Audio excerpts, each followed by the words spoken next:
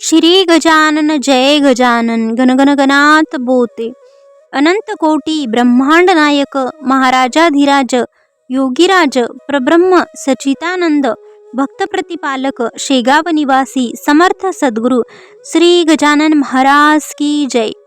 आजच्या अनुभवाचे नाव आहे महाराजांचा आशीर्वाद आणि साक्षात दर्शन देखील. श्री गजानन जय गजानन. ताई म्हणतात 1978 ते 1979 ची ती गोष्ट असावी. मी 5व्या ते 6व्या वर्गात असेल.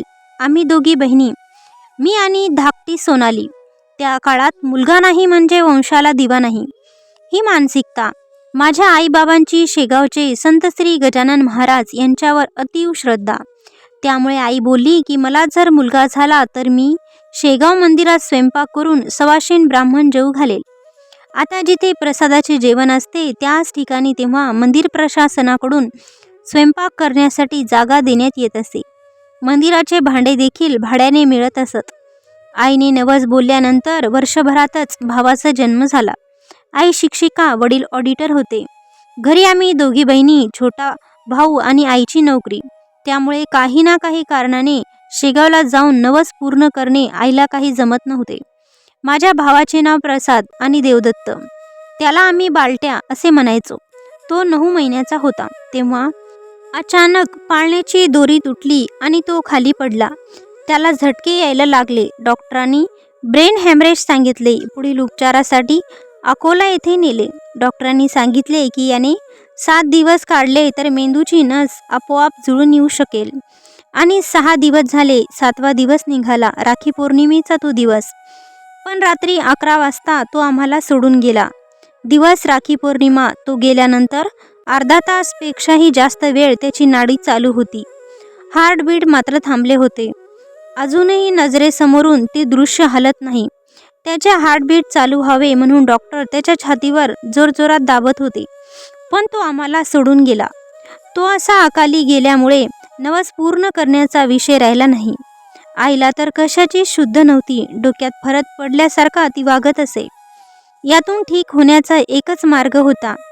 पुन्हा मांडीवर मुलगा आणि नशिबाचा खेळ पहा.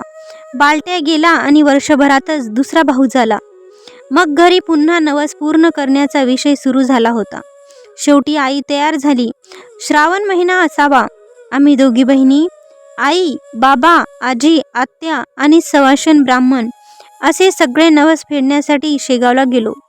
त्यावेळेस चूल मांडून स्वयंपाक करावा लागायचा आणि आईने चूल मांडली. स्वयंपाक झाला. बाबांनी महाराजांना गादीजवळ नेऊन नैवेद्य दाखवला. केळीचे पान मांडले सवाशीण ब्राह्मणाच्या जेवणासाठी. आणि अचानकच एक 5-6 वर्षाचा मुलगा कुठून तरी आला. गोरा पान, गोबरे गाल, गोल चेहरा आणि साधारण वयाप्रमाणे उंची. त्याचे कुरळे केस आणि तेजस्वी चेहरा.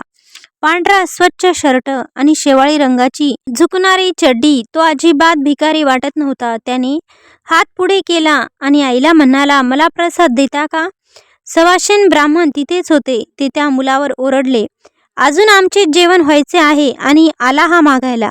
तो मुलगा उत्तरला, हो द्या तुमचे जेवण, मग येतो मी. त्याच वेळेस आजूबाजूला 3-4 ठिकाणी पण स्वयंपाक चालू होता. पण त्या मुलाने इतर ठिकाणी कुठेही जेवायला मागितले नाही.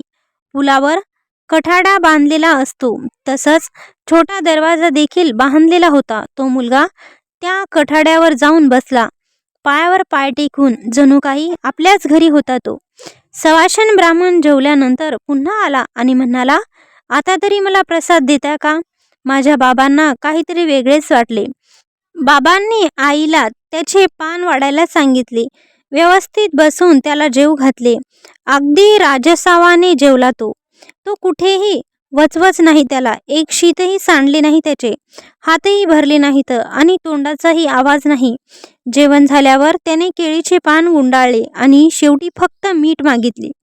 एकदा पानात वाढले होते तेवढेच खाल्ले. पुन्हा काहीच त्याने मागितले नाही. तो नको म्हणायचा. पान गुंडाळले आणि तो उठला. बाबांनी आत्याला त्याच्या मागे जायची खूण केली.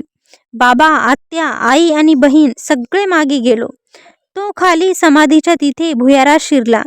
तिथे एका बाजूने आत गेला आणि मग दुसऱ्या बाजूने वरती आलाच नाही. तो आम्ही सगळ्यांनी संपूर्ण मंदिर परिसर पालथा घातला, पण अशा वर्णाचा मुलगा कुणाच्या नजरेस पण लागला नव्हता. चौकशी केल्यानंतर तिथे पुजारी बोलले, अहो महाराज, नवस पूर्ण करून घेण्यात आले होते, पुन्हा कसे दिसणार? आणि ते फक्त तुमच्याकडे जेवायला आले होते. तुम्ही नशीबवान आहात. श्री गजानन जय गजानन. सौ अनिता देशपांडे, खामगाव येथील ताईंचा अनुभव तुम्हा सर्व भक्तांना कसा वाटला? आवडला असेल तर मग कमेंट बॉक्समध्ये गणगण गणात बोते टाईप करा. नवीन असल्यास सबस्क्राईब करा आणि इतर भाविकांना आपल्या चॅनलची लिंक शेअर करायला विसरू नका. धन्यवाद.